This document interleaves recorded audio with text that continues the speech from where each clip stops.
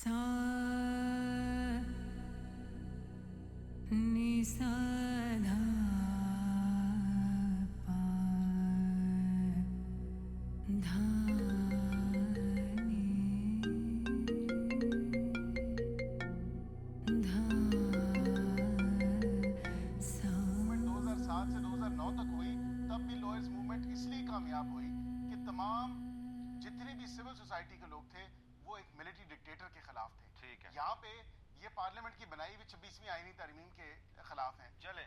अच्छा अली जफर साहब, आप जरा थोड़ा सा ये समझाएंगे कि ये एक सवाल है जो मैं चाहता हूँ कि उसका थोड़ा सा आप उसको एक्सप्लेन करें कि क्या पार्लियामेंट जो है उसको उसके आप तो मेंबर हैं, अली अहमद कुर साहब उस पार्लियामेंट को नहीं मानते, लेकिन आप तो उसके मेंबर हैं, तो उस पार्लियामेंट से एक कामरान को पता चल गया तुम शहर की मदद कर रहे हो। उसको सुप्रीम कोर्ट कैसे अंडू करेगी? क्या इसकी कोई मिसाल माजी में? तो चल जाए पता मैं कौन सा कोई जुर्म कर रही हूँ जो उसको छुपाऊं। आया था मेरे सामने, उसकी आंखों में जरा शर्म नहीं है। मनीषा तुम ऐसा क्यों कर रही हो? तुम्हें एहसास है किरण को पता चल गया तो क्या होगा? तो किरण को पता चलेगा, उसके बावजूद क्या वो कामरान के साथ खड़ी रहेगी? नहीं, वो सब नहीं जानती। चलो, तुमसे तो बेहतर इंसान ही है, तुम्हें तो सब कुछ पता है और फिर भी तुम एक रेपिस्ट के साथ खड़े हो। चलो फिर शुरू हो जाओ तुम। शुरू होने वाली बात ही नहीं है रोहित। मैं अभी तक अपने आप को इसलिए कंट्रोल कर रही हूँ क्योंकि मुझे उम्मीद है तुम सच का साथ दोगे, वरना मैं किरण से मिलूंगी और उसे सब कुछ बता दूंगी। तुम किरण को क्यों बताओगी? जब कामरान ने किरण को कन्विंस कर दिया है कि उसने जुर्म नहीं किया, तो तुम ओवर एफिशिएंसी क्यों दिखा रही हो? और किरण को कन्विंस करने में तुमने कितना किरदार अदा किया है? That's irrelevant, क्योंकि इस वक्त सबसे ज्यादा अहम हमारी दोस्ती है। तो मैं क्या करूं? तुम मेरी बीवी हो, तुम्हें मुझे सपोर्ट करना चाहिए, मेरा ख्याल रखना चाहिए तुम्हें।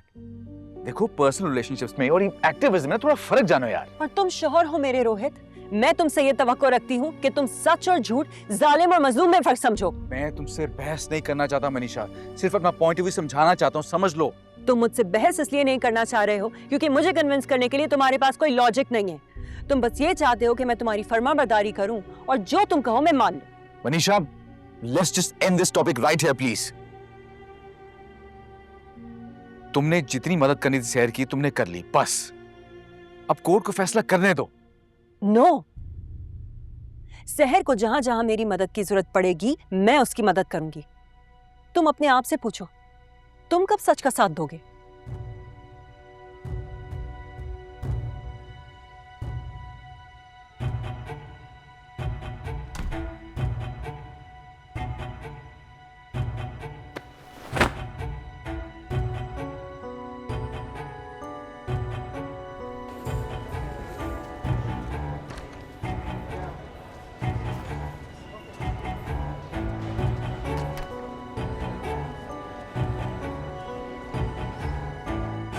जी बुखारी साहब, क्या कहते हैं आप?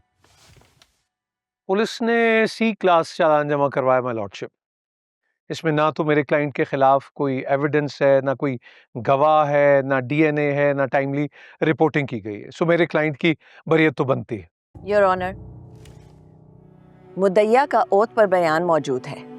इस केस का फैसला पुलिस के चालान की बुनियाद पर नहीं, इस ट्रायल की बुनियाद पर किया जाएगा और मुल्जिम के जुर्म का फैसला भी अदालत करेगी, पुलिस का चालान नहीं। ये तो ज्यादती है ना माय लॉर्डशिप कि मेरे मासूम क्लाइंट को चक्कर लगवाए जाएं, मतलब उसकी शोहरत और नेकनामी को नुकसान पहुंचाया जाए।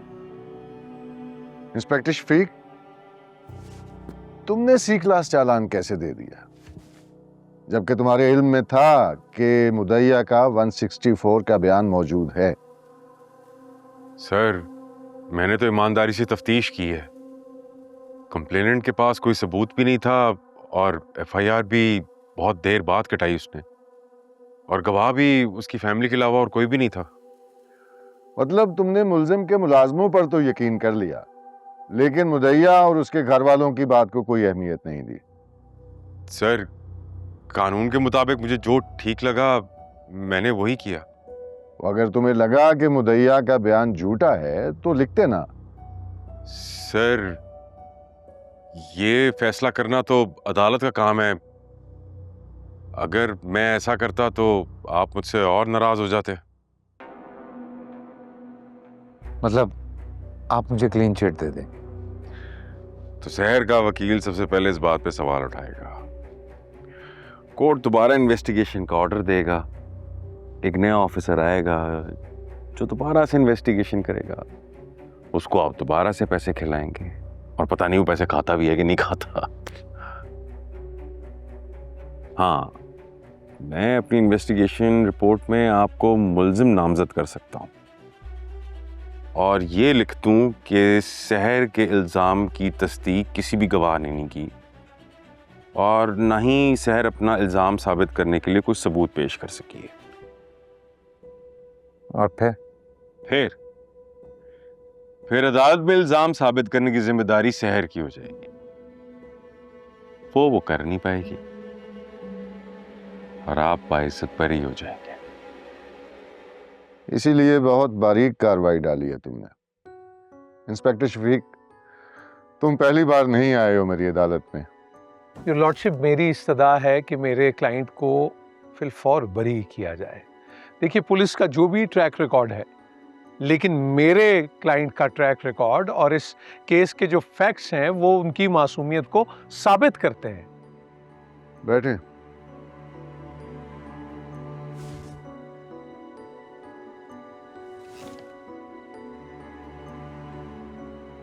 अदालत मुदैया शहर मुअज्जम के हल्फिया बयान को नज़रअंदाज नहीं कर सकती। अदालत को यह देखना होगा कि मुदैया का बयान अनशेकन है या नहीं है। अदालत को यह भी देखना होगा कि मुल्जिम के गवाहों ने पुलिस को तो बयान दे दिया है, क्या वो अदालत में आके बयान देते हैं या नहीं देते हैं, और अगर वो अदालत में आते हैं तो क्या अपनी बात पे कायम रहते हैं या नहीं रहते हैं।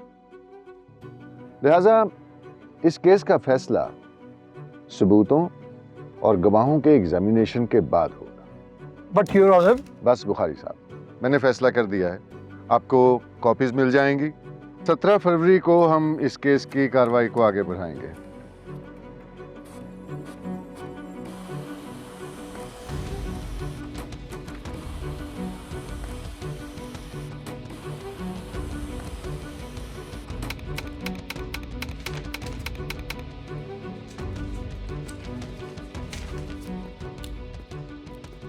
जी बुखारी साहब, आपको कॉपीज मिल गई थी ना? जी your honour. Let's proceed with charge framing.